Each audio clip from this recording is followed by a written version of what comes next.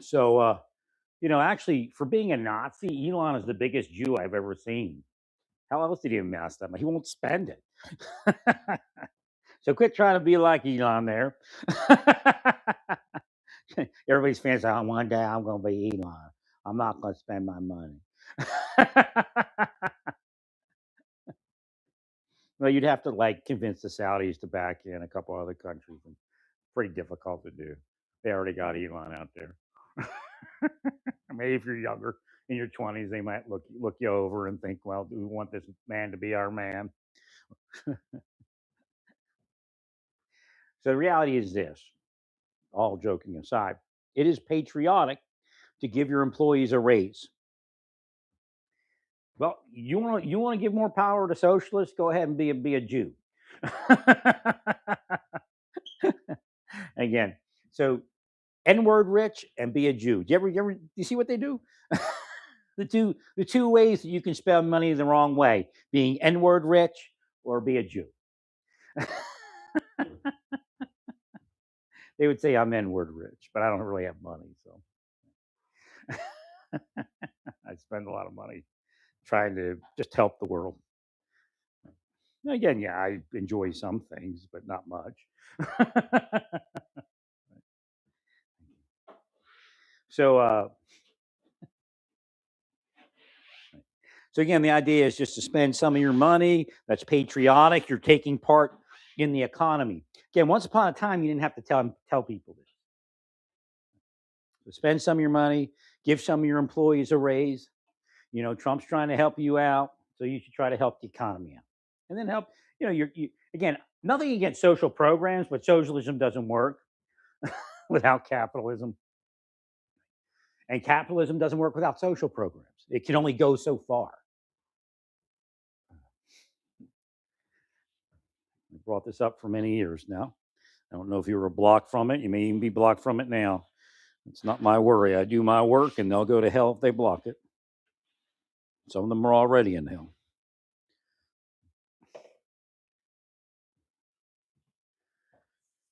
So it's patriotic to spend money and put it into the economy.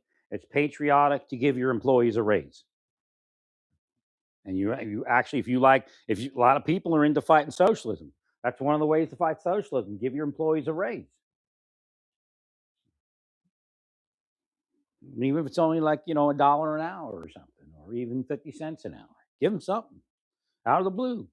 Say, this is my Dow, whatever they call Dow rally uh, raise that you're all going to get. I got money in the stock market, and now I'm going to pass it on to you. See, socialism doesn't work because I, as a boss, capitalistic boss, am going to pay you. That greed gives way to socialism. I'm convinced a lot of the old families that were, maybe not perfect. Again, they were aloof in certain ways, but they took care of their employees. Were phased out after 2008. A lot of that was narco business. Narco businesses started picking up. Maybe been by design that they were phased out. And they used to give their employees raises, didn't even worry about money, because that's why they weren't as rich as Elon. They didn't care. As long as they had their well life and enough money to keep their business going, that's all they cared. Not against Elon, but Elon needs to spend some money.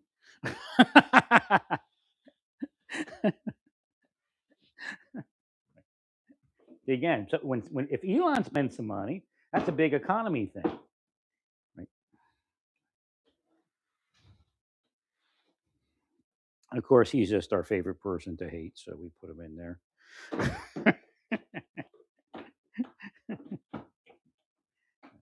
He's part of the administration, so we use him as an example.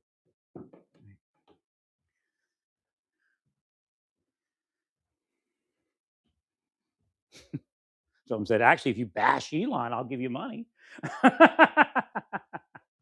We'd actually free up some money for you if you'd bash Elon.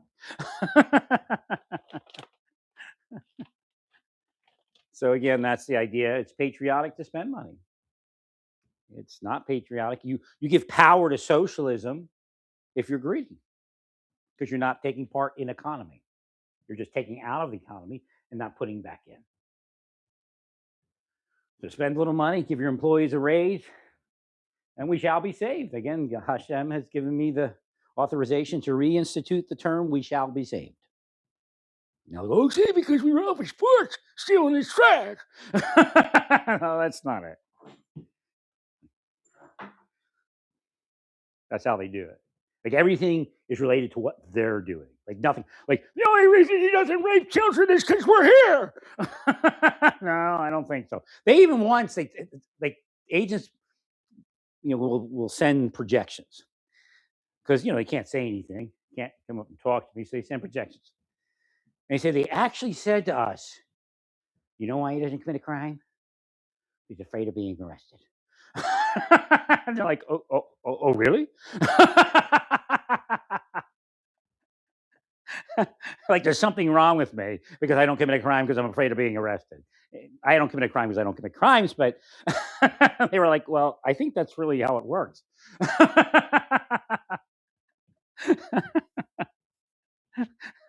And then when they can figure out they get, they're all screwed up, they go, Moore did that to me. Moore did that to me. I wouldn't have said that if he wouldn't have did that all to me. Meanwhile, they're living like a $1 million life, have since they were little spoon-fed prep schoolies. Right. So just a reminder, something let me remind you, I don't know where that news article came from. And again, I'm not, it says socialist, so there's something going on there where they're trying to cause some friction by putting socialist in there. No, a socialist is not against law enforcement arresting pedophiles, terrorists, burglars or whatever. Because even a burglar can get caught up in that. Well, because they're online and fake personas going, I need Apple computer. He's looking at the list. Yeah, I need at least a terabyte of hard drive.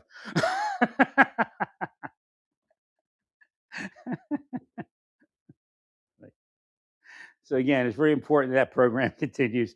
That was there before 9/11. It's not corrupt. To them, it's corrupt because that's how people get bust. Anything that'll bust somebody is corrupt. That's corrupt. Why is it corrupt? Because they arrest people with it. If they're telling the truth, at least. But there is corruption. I understand that. And again, there was some sort of surveillance thing. And again, a surveillance thing isn't corrupt either unless they make it corrupt. Surveilling people, trying to keep their community safe. I said this when Biden was in there as far as the churches. I didn't agree with the Republicans. You got to look at churches. You're actually helping the church. Because if you don't look at churches when they start radicalizing, again, that stairway to terror, they're going to commit. It's like you get the Houthi, whatever they were. Right. After the Houthi, actually, there was an honest effort in law enforcement to stop the militias from offending.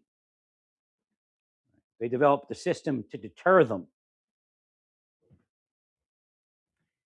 So again, they're angry because you're at their church and you're looking at them. And again, if it's honest, it's honest. If it's dishonest, dishonest. And it's dishonest in my life, and you all know it.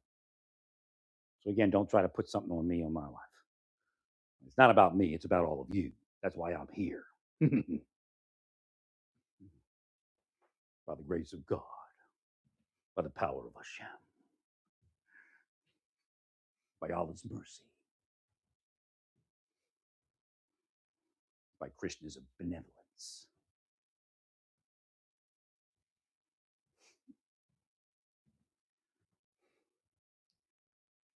So again, these systems are there for a purpose, and they will kind of keep us safe. Christians were offending.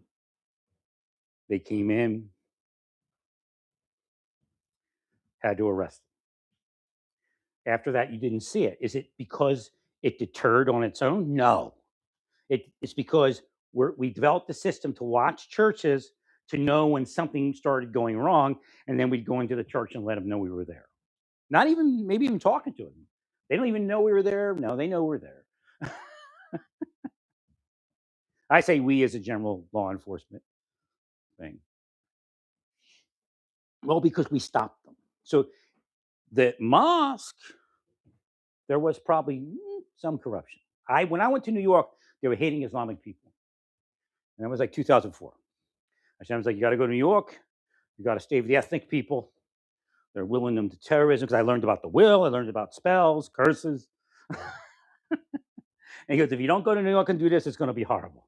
They're all going to commit acts of terror.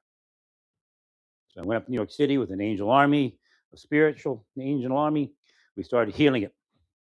I noticed that fire department, again, they'd already tacked me to the fire department in Baltimore. I'll just tell you that. And I'm not the only one. There were other deputies. And some may have actually had to retire on disability at a certain point also.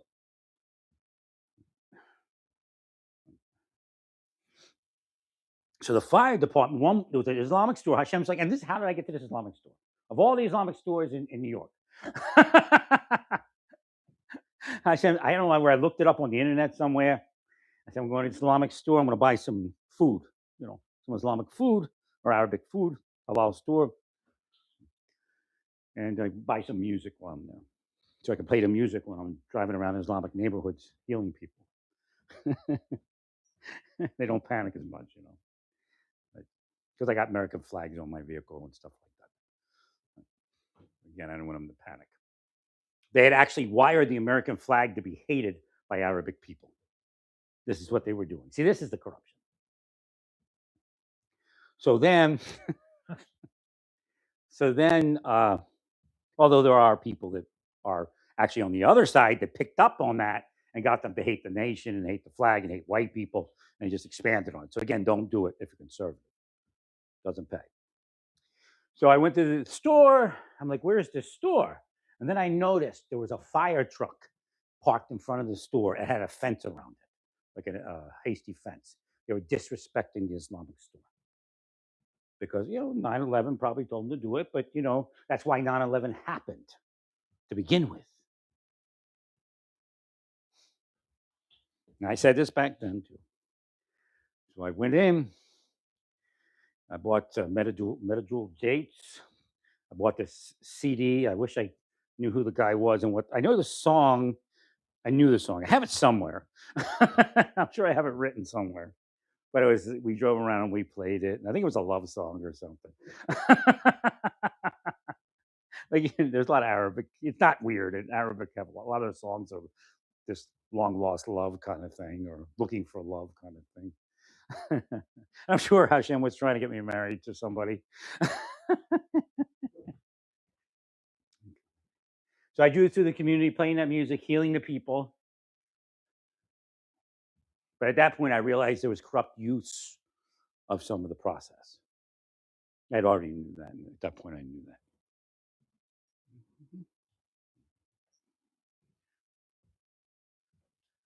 So again, the idea is when you use those programs, use them equally. So I know you're stopping churches from becoming a militia. I know you're doing that because it disappeared very, very quickly. And that was a whack. So also in the Islamic communities, they weren't doing that. They were setting them up. So again, there is an imbalance in justice there. So when your internal affairs, to say, do your stuff, do it fairly, do it legally, and you don't like a Jew more than you like an Islamic person, or a Christian more than you like a Buddhist person. Do it equally, whatever it is you do, and don't be corrupt. Well, because you can't get rid of those programs. And again, the idea of watching a church is not evil if the signs are to watch the church or even the mosque. So there has to be a certain level of surveillance based upon, again, I don't know how MPD does it, but again, I use the a lot of people won't use it because he talks about just social programs can heal the ills of terrorism, which it really can't. It can help with some of the issues, but you have to maintain an additional posture. You're not going to get away with just, well, we won't manage it. We'll just do social programs. It doesn't. That's just like the same. It would be the same thing as saying we won't arrest people with drugs that have drugs. Possession. It doesn't work. You have to get them some help.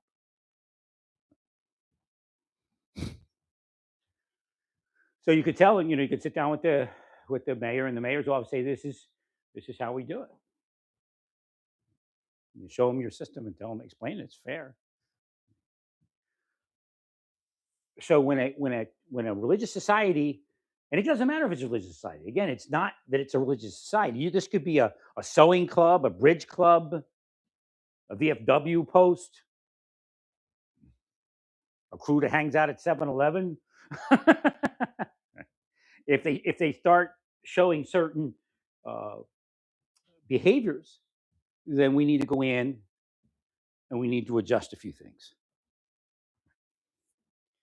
And that is the hope that they don't become terrorists. What was happening back then is they were trying to set them up, and so there was this anger. But that doesn't. You can't use that for. You can't use that anger in that situation against honest effort, and that's what I think they're trying to do here.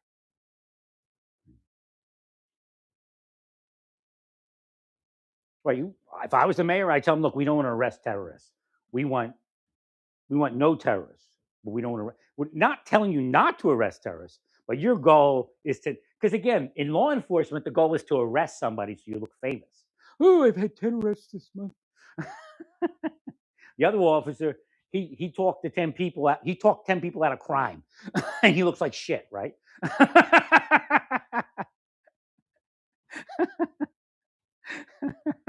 But yet, who gets the glory in heaven? The man that talked 10 people out of crime.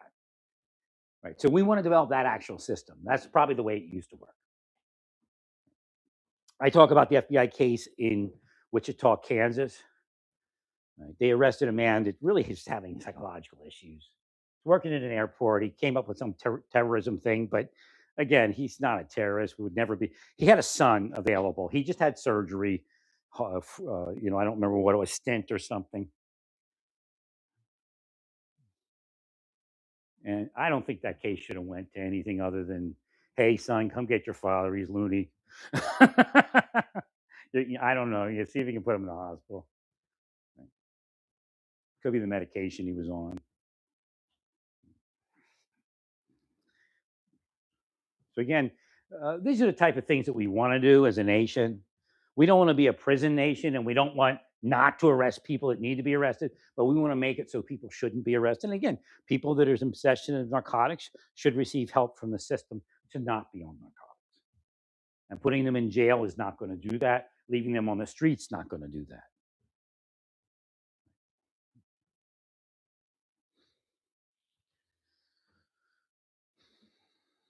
So again, it's important that we watch religious societies. They're calling it spying because they're even saying ICE is spying. I mean, come on, let's investigate.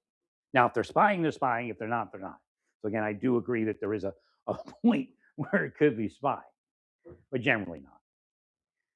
So NYPD, if this comes up, needs to speak to Zoran about how you do your work. Like, we're not there to just, we're going to arrest you because you're a Muslim or you're a Jew or a Christian or whatever it is. It's just in these societies, from historical analysis, there are indicators that it's beginning to radicalize. And if we don't go in there and stop it, there's going to be a terror event, or they're going to form a terror cell because they'll say, "Well, look, we're just worshiping," but yet they can tell. People in law enforcement have the capability to identify when you're radicalizing before you're radical, beyond lawful radicalization, or whatever you want to call it, activism, whatever you call it. So again, that's the way to approach it, so that they understand, like, we're actually here to make sure we don't have terrorists, and that we don't have to arrest, the local mosque or the local church. And again, I'm probably the first person to speak about it because everybody else was afraid. I was the first person to speak about the radicalization of Islamic people via investigation, corrupt investigation.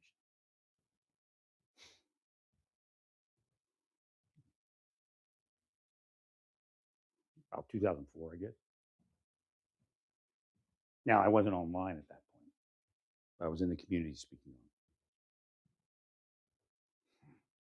I'm sure I spoke to a couple informants or agents themselves. Thank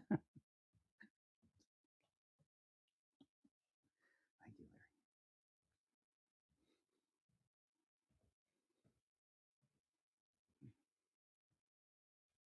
No, they did a bunch of spy stuff. In Naples, they brought this guy in.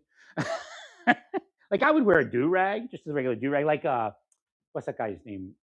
He's Islamic actually, but he's a Hindu. He's actually just a sage, um, Sai Baba Shirdi.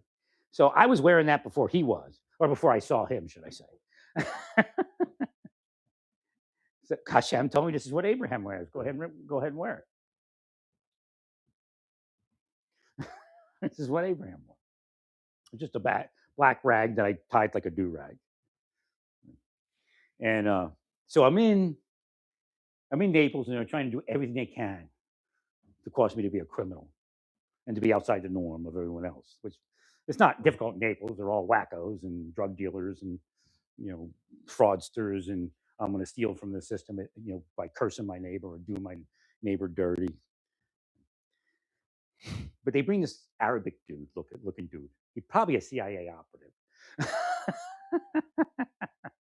And I could only he never approached me, but he's always out there in the distance. Like maybe we can get him to dress like the sheik dude. Right. And then they tried to get me to go to Israel as like a radical. Now some of it's Satan stands where Satan's doing it. That particular operation, I believe, was CIA based. And then the FBI would come in and they went, I'm the radical. Right. And CIA shouldn't even be around me. Unless they're protecting me, that is.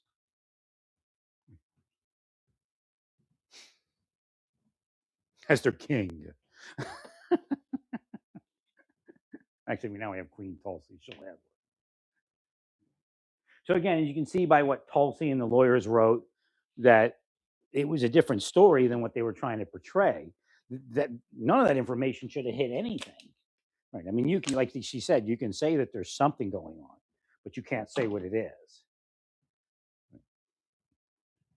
Unless you're not even affiliated with intelligence. But of course, that all came through a alleged whistleblower. Again, I call them alleged and supposed whistleblowers. Well, you could be arrested for it, for leaking that information. Top secret, compartmentalized. So I would tell you, if there's a compartment and it gets outside the compartment, they can do that. And it could be, in other words, if you're in the IG's office in intelligence, do you think people investigate you? I hope you believe that they do, because they do. So the agency, like Ratcliffe or Tulsi, can adjust what's going on to make things work.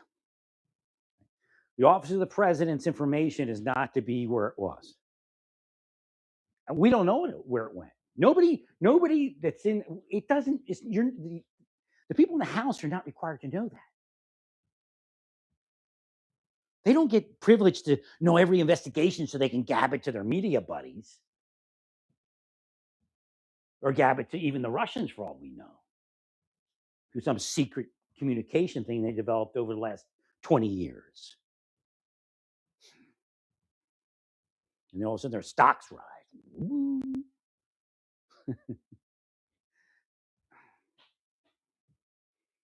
I guarantee Russians can pay an American via stock market.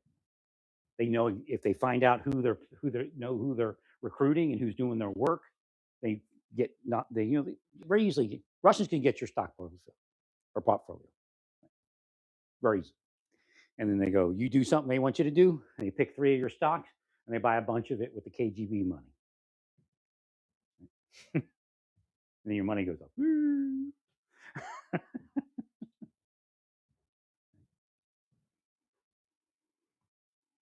And they ask you to do it again.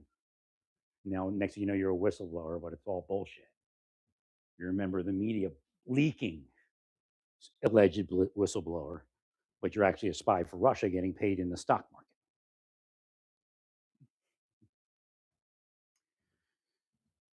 Well, I told hold of that years ago, I guess. I think I told hold of that part.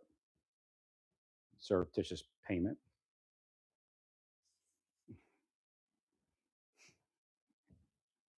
But then I also told, I guess, Barr and the others.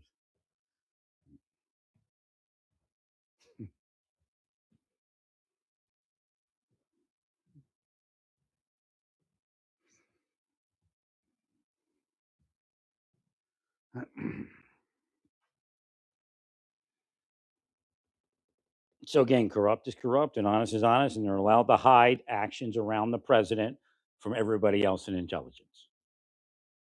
In fact, you may have screwed up an investigation by leaking it.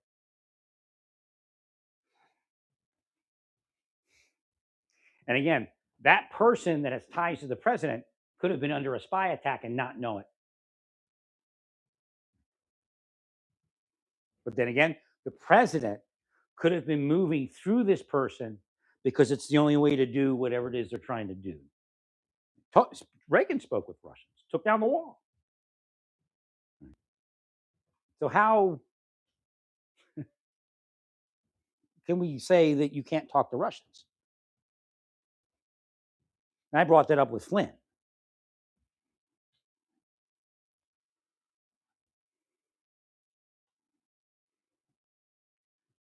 Speaking to Russians isn't necessarily wrong. It's just what are you speaking to Russians about? And even here's the point: say Kash Patel was in on that meeting where they possibly instructed Trump's acquaintance to call Russia. They, I don't know what I don't know what you think you're doing, gang of whatever.